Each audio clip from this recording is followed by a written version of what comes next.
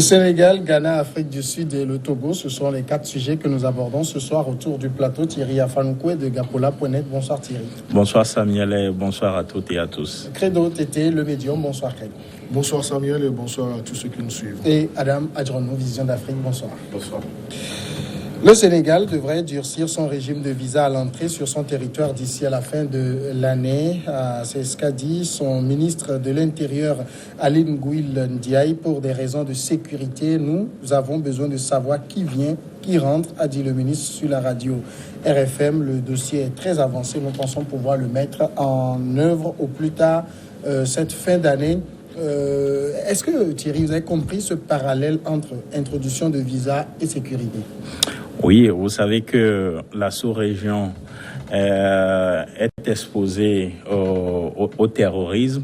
Il y a pas mal de pays qui sont confrontés à cette situation. Si aujourd'hui le Sénégal veut aller dans ce sens-là, je crois peut-être qu'il a des informations, les autorités ont des informations, raison pour laquelle ils veulent réintroduire, si je peux le dire ainsi, cette décision, puisqu'elle a été d'application dans les années antérieures, seulement qu'à un moment donné, on l'a arrêté, mais il se peut que le besoin se fait sentir compte tenu de la menace terroriste dans la sous-région. Mais si la décision est à saluer, au même moment, elle est à craindre par rapport au tourisme du pays, parce que le Sénégal est un grand pays touristique, surtout avec ses plages et ces monuments historiques, Zingachor et autres. Donc, les autorités sénégalaises doivent faire les choses en sorte que le tourisme ne puisse pas prendre un coup dans le pays. Et puis, vous savez que la situation des Africains devient de plus en plus inquiétante, au point où les jeunes veulent quitter leur pays d'origine vers d'autres pays, toujours à la quête de l'emploi ou du mieux-être, ce qui fait que le Sénégal, chaque année, pratiquement reçoit un nombre conséquent d'étrangers qui viennent travailler dans le pays. Il faut signaler aussi que au Sénégal, la situation financière est un tout petit peu reluisante que d'autres pays de la sous-région. Donc, ce qui fait que le Sénégal est une destination non seulement pour travailler, mais aussi pour les études, parce que le Sénégal regorge d'universités de renom. Et puis, il y a certaines filières, si je peux le dire comme ça, qui se font là-bas. Donc, vous voyez un peu la situation. Credo, ils disent que c'est pour des raisons de sécurité, mais la mesure ne s'applique que pour les étrangers hors espace CEDEAO. Comme si ce n'est que eux qui constituaient des menaces de sécurité pour le pays. Non, je crois que, en parlant ici, le ministre de l'Intérieur du Sénégal voudrait seulement dire qu'il n'occulte pas le protocole de la CEDEAO sur la libre circulation des personnes et des biens, parce que, il faut le dire, oui, libre circulation des personnes et des biens, l'État sénégalais est partie prenante à cet accord, donc là, cela ne s'appliquerait pas à des... aux ressortissants de la CEDEAO. Mais toujours est-il qu'aujourd'hui, les Sénégalais sont confrontés aussi à des demandes de visa pour aller dans certains pays africains. Donc là, moi je crois que c'est beaucoup plus le principe de réciprocité qu'ils veulent mettre en œuvre. Mais le ministre nie cela quand même. Non, le ministre, vous savez, c'est le ministre de l'Intérieur ne peut pas aller sur ce terrain parce que ça relève beaucoup plus de la diplomatie. Donc c'est les affaires étrangères qui peuvent essayer d'expliquer cela. Donc vous aurez aussi remarqué que le ministre du Tourisme n'a pas pu aborder la question sécuritaire parce que ce n'est pas son champ de fonction et autres là. Donc il faut voir l'aspect sécuritaire. Tout pays peut peut l'invoquer aujourd'hui pour dire que c'est pour des raisons de sécurité, donc c'est pour savoir ceux qui rentrent sur le territoire et autres là. Mais si c'est pour ça, les services d'immigration le font chaque jour. Lorsque les gens veulent rentrer, même s'il n'y a pas de visa, au moins les gens sont fichés du côté de l'aéroport. Donc je crois que il faudrait donner plus d'explications. Mais moi, à la lecture de ces débats, de ces positions ministérielles, moi je vois et le principe de réciprocité et peut-être aussi c'est une façon de répondre aussi à la pression des professionnels du tourisme. Parce qu'en 2013, il y avait eu cette velléité de prendre des dispositions pour que le tourisme rapporte plus à l'État sénégalais. Nulle était la pression des professionnels du tourisme. Donc je crois que cette mesure serait déjà effective. Parce que dès la sortie du ministre de l'Intérieur, les professionnels du tourisme se sont également aguerris et attendent que le signal ou bien que la faute soit commise du côté du ministère du Tourisme pour rebondir. Et parce qu'ils estiment que lorsque on va essayer de bloquer les gens, de conditionner les gens par l'obtention du visa, donc là, il n'y aurait pas assez de touristes dans le pays. Mais ça aussi, c'est un faux problème. Parce qu'il faut, certes, faire la promotion du tourisme, mais il faut faire la promotion du tourisme tout en préservant la sécurité nationale. Justement, Adam Adjornou, le directeur du tourisme sénégalais, est actuellement en France en train de vendre la destination Sénégal. C'est d'ailleurs depuis la France qu'il a appris, qu'il a écouté les propos du ministre. Et il a dit qu'il était tombé des nues dans la mesure où, dans les arguments que lui, il vendait, c'est qu'on n'a pas besoin de visa pour venir au Sénégal, justement. Oui, c'était la contradiction était toute là. Ça veut dire une mesure qui n'était pas vraiment pensée. Non, c'était pas pensé en amont, puisque lorsque vous voyez un peu les contradictions liées aux deux personnalités, vous comprenez directement que c'est une décision qui était prise, disons, à la hâte par le ministre de l'Intérieur, et que c'était pour la première fois qu'il évoquait, et que le ministre du Tourisme n'était pas donc ni informé par rapport à cette mesure-là.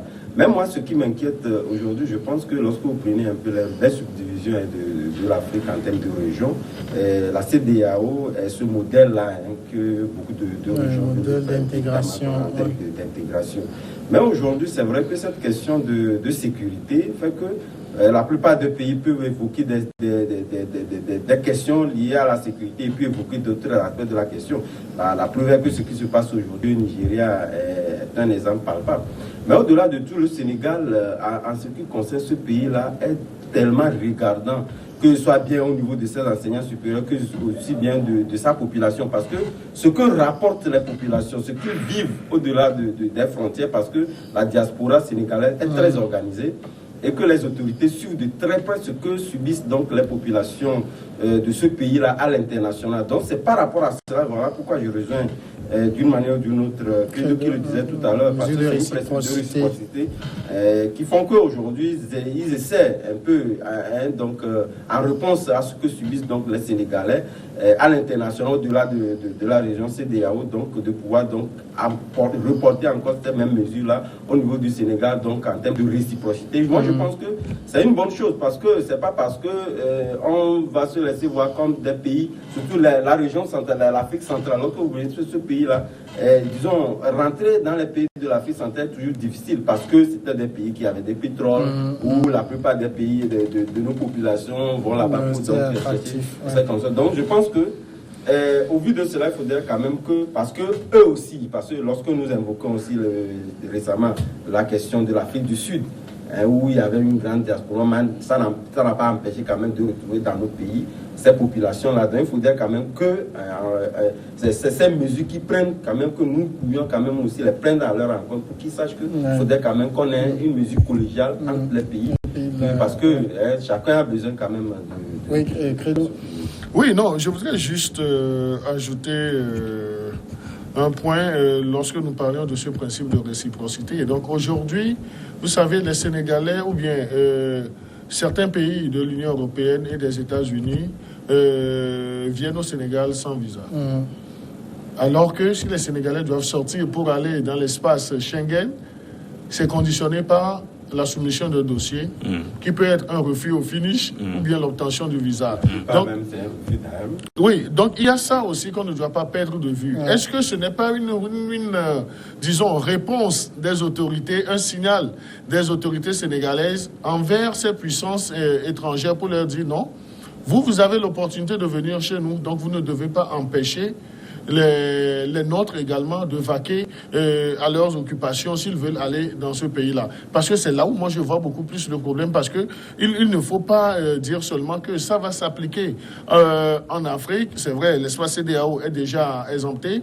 Et l'aspect de l'Afrique centrale que mon confrère Adam vient de dire, ça aussi c'est très important, parce que même nous les Togolais, si vous voulez aller maintenant en RDC, il nous faut un visa. Il nous faut un visa. Pour les citoyens ordinaires, il faut un visa.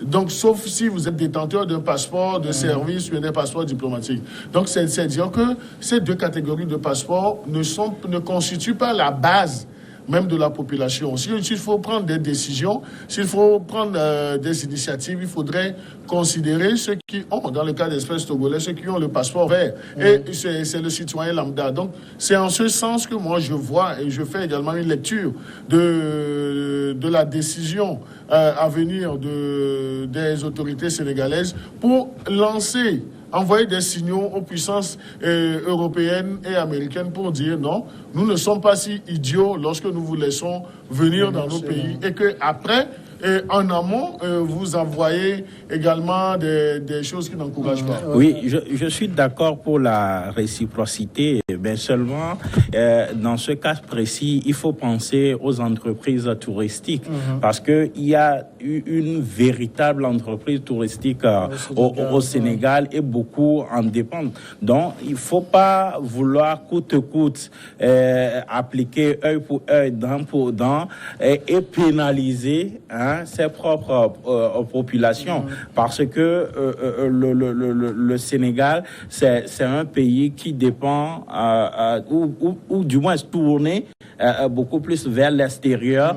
Donc, il faut tenir compte de tout cela. Je crois que du retour, le responsable du tourisme au Sénégal, certainement va prendre attache avec les autorités. S'ils ont pu obtenir l'abrogation de ces décisions il y a encore quelques années, je crois qu'ils vont convaincre les autorités que ça ne va pas dans le sens de la promotion du tourisme. Donc, il faut faire la part des choses. Oui, pour cela, mais il faut savoir dans quelle mesure aussi l'appliquer pour ne pas les pénaliser. Ça me dit clairement, Adam, que la question de sécurité, ce n'est qu'un argument, un alibi. Ça n'a rien à voir.